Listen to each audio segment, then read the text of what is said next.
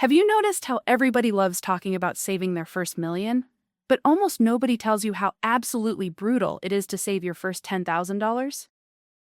Like, people act as if you're supposed to just glide right past that number, when in real life, this is exactly where a lot of financial goals quietly flatline.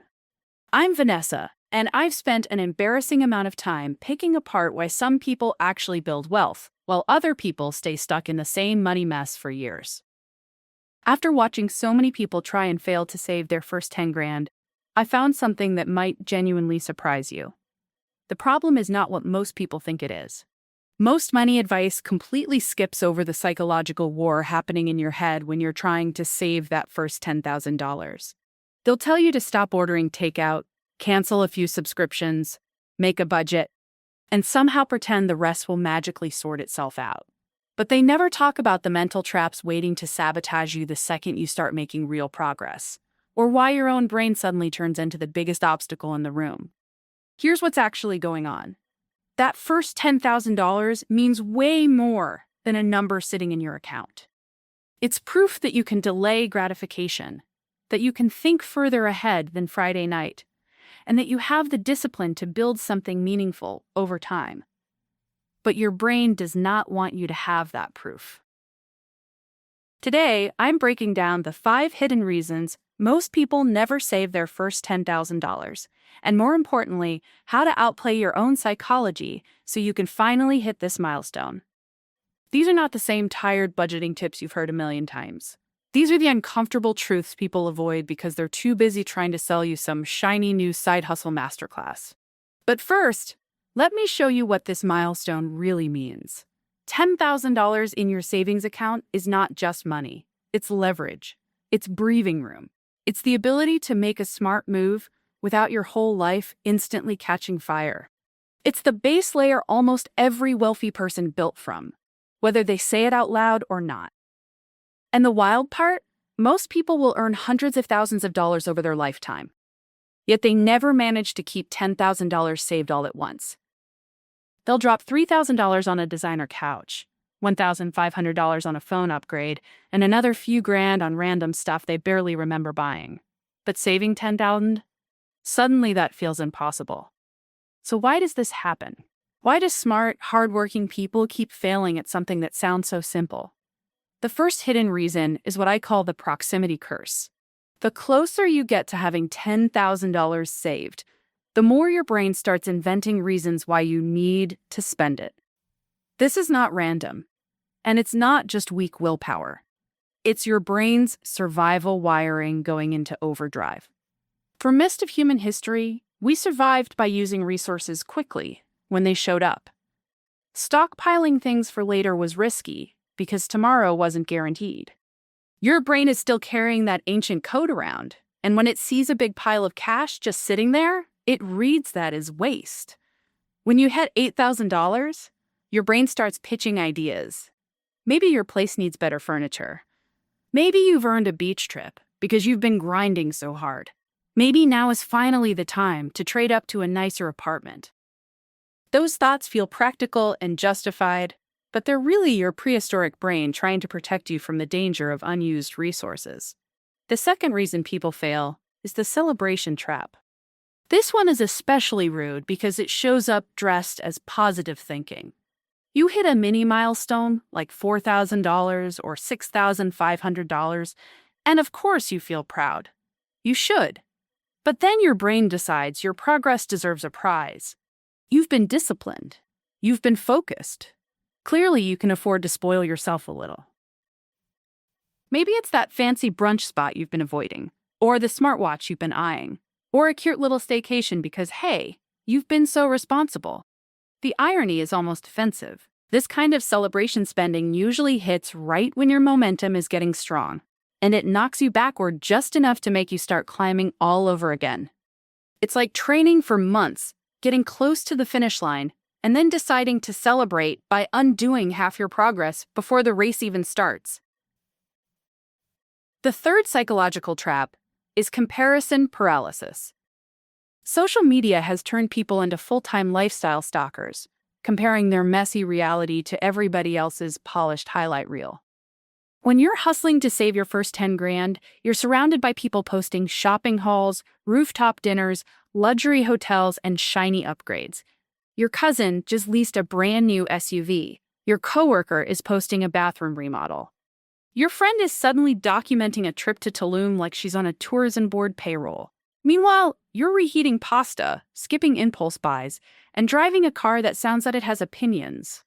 All for this abstract goal that nobody seems to notice or care about. That comparison game makes saving feel like punishment instead of progress. You start wondering if you're missing your life while everybody else is out there enjoying theirs. But here's what makes this trap even sneakier. Half the people you're comparing yourself to are broke in a more expensive outfit. That SUV is leased, the remodel went on a zero-interest card that definitely won't stay zero forever. That vacation got booked on points, debt, or both. You're comparing your disciplined financial behavior to somebody else's borrowed lifestyle and somehow deciding they're ahead. That is such a scam. The fourth hidden reason is what I call milestone blindness. Most people say they want to save $10,000, but they never decide what happens after they get there. And that creates a real psychological problem, because your brain does not love chasing a destination with no clear purpose. If there's no strong reason behind the number, your subconscious starts treating it like a scoreboard in an arcade game. Cute to hit, but kind of pointless. That's why so many people who do manage to save $10,000 end up immediately spending it on something unnecessary. They reach the goal, but they never connect it to a bigger vision for their life. The money becomes the finish line instead of the tool. And when money becomes the goal, rather than the thing that helps you reach your real goals, your brain starts looking for ways to turn that abstract number into something tangible, exciting, and immediate. The fifth, and honestly most destructive reason, is what I call the reset mentality. This is when people treat their savings journey like a bunch of separate attempts instead of one continuous process. Every time they dip into savings, they emotionally frame it as going all the way back to zero. So they save $2,500, spend it on something they convince themselves is important, then start over. Then they save $4,000, spend a chunk, and start over again. They never build the momentum that comes from steady progress because they keep wiping their own mental scoreboard clean. The reset mentality also makes setbacks feel way bigger than they actually are. If you save $5,000 and then need to spend $1,800 on an emergency dentist bill, the reset mindset makes that feel like total failure. Instead of noticing you still have more saved than when you began, you fixate on how far away the goal still feels. What makes all of these traps so powerful is that they work below your conscious awareness. You do not wake up in the morning and decide to sabotage your savings. These patterns shape your decisions in subtle ways that feel completely reasonable in the moment. Your brain is incredibly talented at creating logical-sounding justifications for terrible financial behavior. It will hand you a polished, persuasive little story about why this purchase is different, why this expense is necessary, or why this opportunity simply cannot wait. In the moment, the reasoning sounds smart, but zoom out, and the pattern is a mess. That's why willpower by itself is not enough. You're not just fighting external problems or bad luck. You're fighting millions of years of programming that was never designed for a modern economy built around delayed gratification. And here's where it gets really interesting, because this is the part nobody loves admitting. The same mental wiring ruining your savings is also trying to protect you from something scarier than being broke. It's trying to protect you from the responsibility that comes with having money. Think about it. When you live paycheck to paycheck, most financial decisions are basically made for you. You pay rent, buy groceries, fill the tank, cover the basics, and whatever is left gets spent on whatever feels most urgent or fun. There's not much strategy because there aren't many real choices. But once you've got $10,000 sitting in the bank, suddenly you do have choices. Do you invest it? Leave it in high-yield savings? Hold it as an emergency cushion?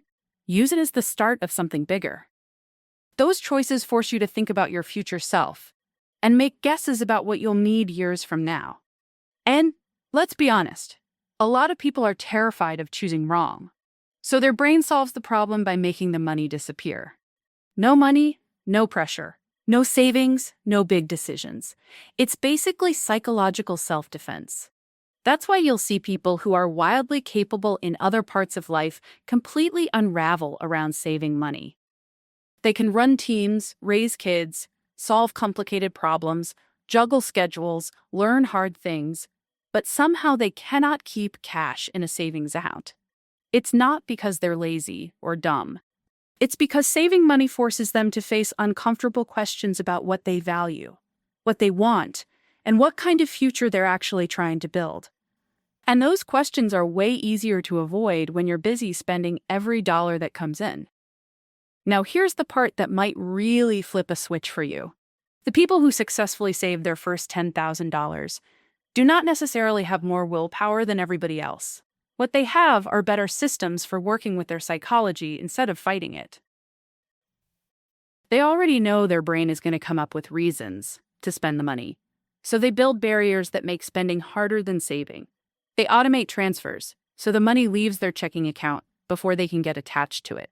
They keep savings at a separate bank, so moving it back takes effort. But even more importantly, they change what that $10,000 means. Instead of seeing it as money they're not allowed to touch, they see it as evidence that they can delay gratification. Instead of viewing it like deprivation, they treat it like a down payment on future freedom. That mental reframe matters so much because it changes how saving feels. When saving feels like punishment, your brain will eventually push back. But when saving feels like building something important, those same behaviors become sustainable and even satisfying. The people who make it also understand that the path to $10,000 is actually more valuable than the number itself. The habits you build, the discipline you develop, the clarity you get around what actually matters to you, all of that is worth more than the cash.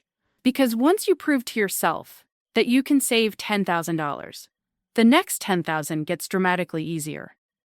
Not because your whole life suddenly changes, but because your identity changes. You stop being someone who is trying to save money and become someone who actually saves money. And that identity shift changes everything. You naturally start leaning toward choices that fit the version of you who builds wealth instead of the version who spends every dollar that lands in her account. Now let's address the obvious thing. You might be thinking, Vanessa, $10,000 does not go very far anymore. And yeah, you're right. Inflation has made this milestone way less glamorous than it used to be. But that's exactly why it has become such a powerful psychological test. In a world where 10 grand might not even cover a major emergency for long, choosing to save that amount means you are thinking differently from most people. It means you're prioritizing long-term flexibility over short-term pleasure. It means you're betting on your future self in a way a lot of people simply refuse to do. The people who can't save $10,000 love using inflation as an excuse. They'll say, why bother saving 10 grand when that barely covers anything? But that completely misses the point. The value is not in what the $10,000 can buy. The value is in proving to yourself that you can accumulate and keep a meaningful amount of money even while every psychological and social force around you is telling you to spend it. And once you prove that to yourself, everything starts changing. You notice options that were invisible when you were living paycheck to paycheck. You start making decisions based on long-term consequences instead of short-term relief. You begin building wealth instead of just earning income. That's why the first $10,000 is harder than any $10,000 after it. It's not really about the money. It's about rewiring how you think about money, time, and your future self. Most people never make that shift.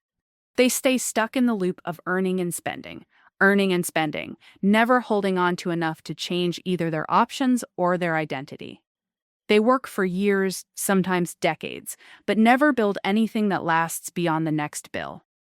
And the tragic part is, this usually is not because they never made enough money.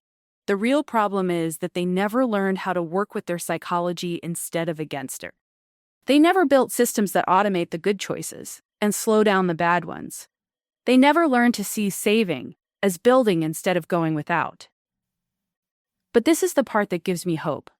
Once you understand these patterns, you can't really unsee them. Once you recognize the proximity curse, it becomes way harder for it to trick you without you noticing.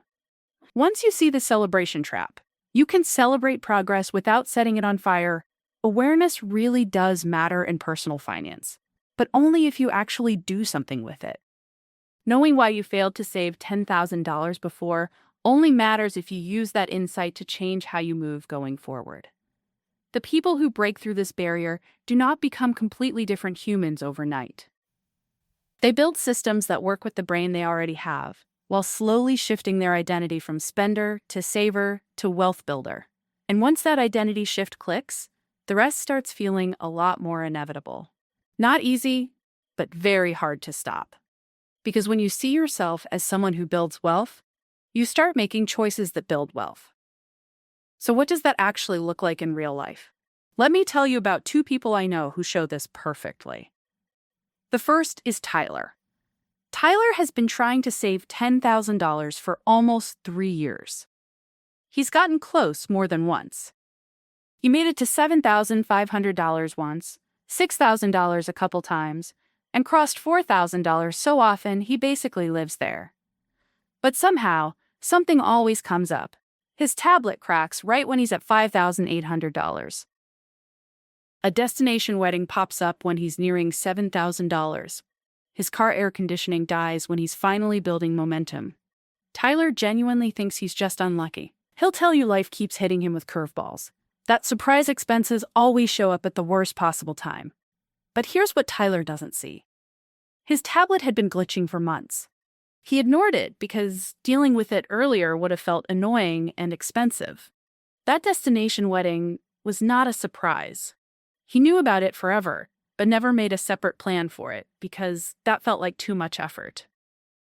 Tyler treats his savings account like a checking account with a prettier number in it.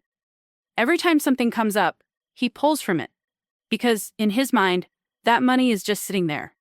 He thinks he's being responsible by using savings instead of going into debt. But what he doesn't understand is that he's trapped in the reset mentality. Every time he drains part of it, he tells himself he'll rebuild it later. No big deal. He's done it before. He can do it again. But each reset gets a little heavier because the disappointment stacks up, whether he says it out loud or not. Now let me tell you about Andre. Andre saved his first $10,000 in under 2 years, and he has never touched it. Not because life never happened. It did. His phone died too. He had expensive birthdays and social plans too. He had car repairs too. But Andre approached the whole process differently from the beginning. When he decided to save $10,000, he also decided exactly what it was for. It was not just a random goal or a vague emergency stash. That $10,000 was his opportunity fund. The money that would give him choices if he wanted to leave his job, move cities, or bet on a bigger goal. He gave the money a purpose that felt more powerful than any short-term temptation. And even more importantly, Andre created what he called a cushion system. He had his $10,000 target, but he also kept a smaller, separate emergency buffer for real-life problems. When his phone died, he used the buffer and then focused on refilling that first, before adding more to his main savings goal. That might sound small, but psychologically, it changes everything. Tyler saw one pile of money available for anything important. Andre saw 2 separate systems doing 2 separate jobs. One was for protecting his future. The other was for catching life's nonsense without wrecking the bigger plan. The difference in their results was not income, luck, or magical discipline. It was understanding how their own minds worked and then setting things up accordingly. And that's what most people miss about the $10,000 milestone. It's not really about the money. It's about proving to yourself that you can think beyond next month. It's about showing yourself that you can make decisions based on what your future self needs instead of what your current self wants. Saving your first $10,000 is not about becoming some finance genius or mastering complicated investing strategies. It's about winning a psychological fight most people do not even realize they're in. The proximity curse, the celebration trap, comparison paralysis, milestone blindness, and the reset mentality. These are not personal defects. They're predictable patterns. And once you understand them, you can design around them. The people who break through this barrier do not have superhero discipline. They just build systems that work with their psychology instead of against it. Your future self is counting on you to be smarter than your current impulses. The question isn't whether you can save $10,000.